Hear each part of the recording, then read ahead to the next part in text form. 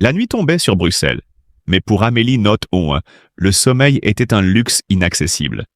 Depuis l'accident de Juliette, sa sœur adorée, la romancière était plongée dans un tourment déchirant. Chaque soir, elle fermait les yeux en espérant un instant de répit. Mais les images revenaient la hanter. Le crissement des pneus, le fracas métallique, les cris étouffés. Juliette, son double, sa confidente, gisait désormais clouée à un fauteuil roulant, ses jambes brisées, massacrées par la fatalité. L'amputation avait été inévitable, un arrachement violent, un deuil sans sépulture.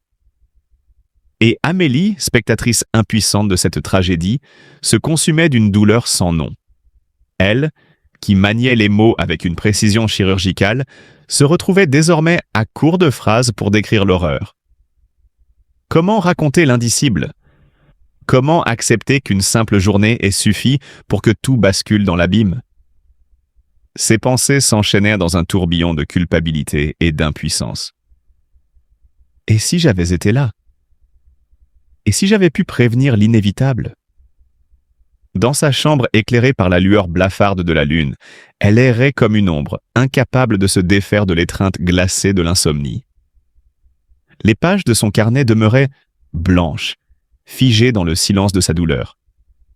Elle, la prodige des lettres, celle qui transcrivait les souffrances du monde avec une acuité foudroyante, se trouvait à présent face à un vide abyssal.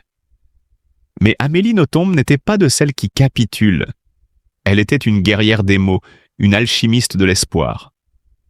Alors, dans cet océan de larmes, elle trouva la force d'empoigner sa plume.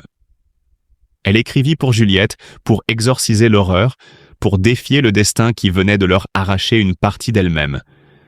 Chaque phrase était une bataille livrée contre la fatalité, une déclaration d'amour à celle qui, malgré tout, était toujours là. Et Juliette, brisée mais vivante, plongea dans ces mots comme on se raccroche à une bouée en pleine tempête. Elle lut la douleur de sa sœur, elle ressentit la rage, l'injustice, mais surtout l'amour indéfectible qui unissait les deux sœurs. Là, dans ces lignes griffonnées sous le poids des sanglots retenus, elle trouva la force de sourire, de résister. Les jours passaient, et Amélie refusait de se laisser abattre. Elle passait des heures auprès de Juliette, l'aidant à réapprendre les gestes du quotidien, lui tenant la main lorsqu'elle sombrait dans le désespoir. La souffrance se lisait sur son visage amaigri, mais ses yeux brillaient d'une détermination féroce. Elle refusait d'accepter que sa sœur soit condamnée à l'impuissance. Un soir, alors que la pluie battait contre les fenêtres de la chambre d'hôpital, Amélie posa doucement un manuscrit sur les genoux de Juliette. « Ceci a scellé notre histoire », murmura-t-elle. Juliette tourna les pages avec précaution, ses doigts de tremblant parcourant chaque mot avec avidité. Et, pour la première fois depuis l'accident, un sourire illumina son visage. La nuit était encore longue, mais désormais elle n'était un de plus seule. Amélie, fidèle à elle-même, avait trouvé le moyen de transcender le chagrin en un récit d'espoir. Sa plume, trempée dans les larmes, avait tissé un pont entre le désespoir et la renaissance. Ensemble, elles allaient en écrire une nouvelle page de leur vie, une page où la douleur ne serait plus une fin en soi, mais le début d'un combat victorieux. Le cauchemar était loin d'être terminé, mais une chose était certaine. Amélie Nothomb, écorchée mais debout, ferait de cette tragédie une histoire de courage et de renaissance. Et une fois encore, à travers ces mots, elle transformerait la douleur en une inoubliable leçon d'humanité. Elle décrit souvent son mal-être, son rapport difficile à la réalité et son combat contre une santé fragile qui l'a souvent plongée dans des états de grande fatigue et de détresse psychologique. Mais récemment, une tragédie l'a frappée encore plus profondément. Sa sœur bien-aimée, Juliette Nothomb, a été victime d'un terrible accident de la route. Un choc brutal, une collision qui a laissé Juliette grièvement blessée. Ses jambes, broyées par l'impact, ont nécessité des interventions chirurgicales urgentes, mais les médecins ont été catégoriques. Elle ne pourra plus marcher. La nouvelle a été un séisme pour Amélie. Elle, qui trouvait déjà dans la nuit un refuge incertain, a vu son insomnie atteindre un point de non-retour. Impossible de fermer l'œil, impossible de détourner son esprit de cette image insupportable. Sa sœur clouée sur un fauteuil roulant, son avenir bouleversé à jamais. Les nuits d'Amélie sont devenues un long tunnel d'angoisse. Elle qui écrivait déjà pour échapper à ses propres démons, se retrouve prisonnière d'un tourment qu'aucun mot ne peut guérir. La douleur de Juliette est la sienne. L'injustice de cet accident la hante. Comment accepter que celles avec qui elle partage tant de souvenirs, d'émotions et de rêves doivent désormais apprendre à vivre autrement, privées de cette liberté qui semblait acquise? Amélie a toujours entretenu un lien fusionnel avec Juliette.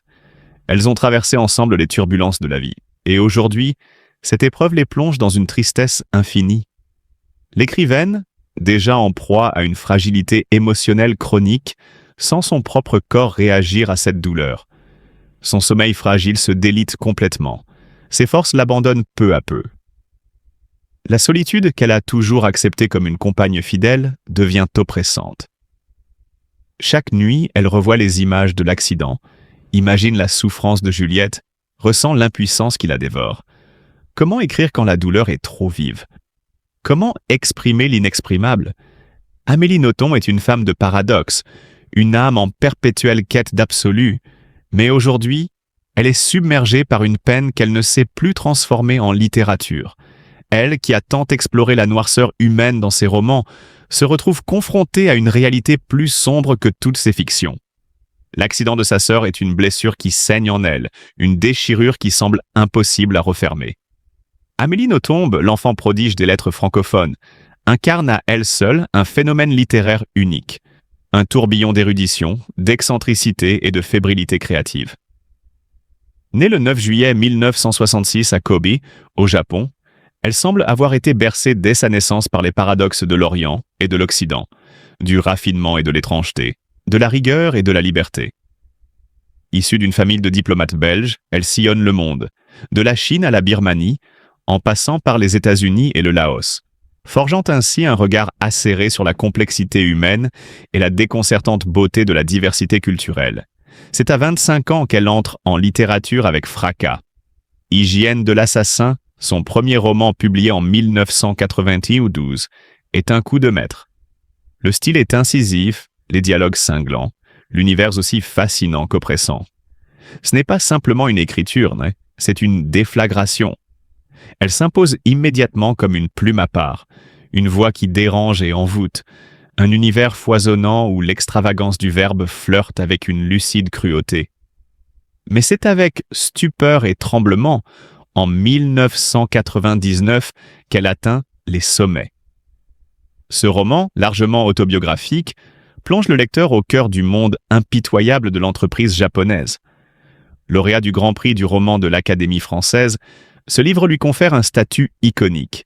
Elle n'est plus seulement une écrivaine à succès, elle devient une figure de la littérature moderne, une conteuse inclassable dont chaque ouvrage est un véritable événement. Ce qui fascine, au-delà de son talent brut, c'est son personnage. Chapeau noir, silhouette élancée, teint diaphane, elle se construit une aura quasi mystique. Elle affirme écrire jusqu'à 4 romans par an, même si un seul finit par être publié. Une discipline délirante, une relation presque charnelle avec l'écriture qui la rapproche des génies obsessionnels. Mais Amélie Nothomb, c'est aussi une femme qui se joue des frontières entre réel et fiction. Dans ses interviews, elle brouille les pistes, enjolive, mystifie. Son rapport à la vérité est ludique, déconcertant. Qui est-elle vraiment? Un personnage de roman incarné?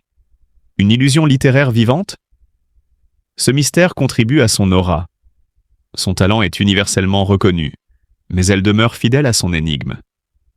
Le succès ne l'a jamais altérée. Toujours aussi prolifique, aussi étrange, aussi indomptable, elle continue d'écrire, inlassablement, livrant chaque année un fragment de son esprit fascinant. Amélie Nothomb n'est pas qu'une écrivaine. Elle est une légende vivante, une magicienne des mots, une figure hors du temps qui marquera pour toujours l'histoire de la littérature. Sa sœur bien-aimée, Juliette Nothomb, a été victime d'un terrible accident de la route, entraînant des blessures irréversibles aux jambes. Désormais contrainte à un fauteuil roulant, cette situation plonge Amélie dans une profonde détresse. Le chagrin l'envahit, l'empêchant de trouver le moindre repos. L'insomnie devient son fardeau quotidien, son cœur brisé par la douleur de voir sa sœur souffrir. Face à cette épreuve, nous devons faire preuve d'amour et de solidarité. Soutenons Amélie et Juliette par nos pensées bienveillantes, nos messages de réconfort, et rappelons-leur qu'elles ne sont pas seules. La compassion et l'empathie sont des forces précieuses qui peuvent alléger leur peine. Amélie nous a tant offert par ses écrits. À notre tour, enveloppons-la de notre bienveillance pour lui apporter un peu de lumière dans ces moments sombres. Préau, vous êtes par ailleurs IGESR, un acronyme parmi tant d'autres au sein de l'éducation nationale. Vous avez cette perception, vous aussi, d'un monde un peu à part ?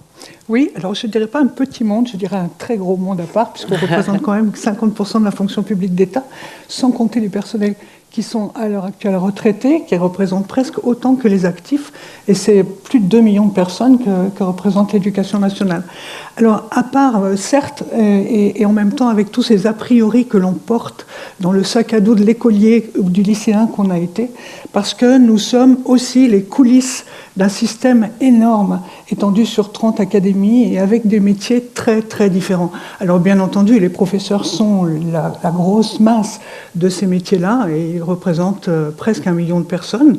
Mais à côté, on a des métiers passionnants, très différents et qui permettent des parcours aussi passionnants.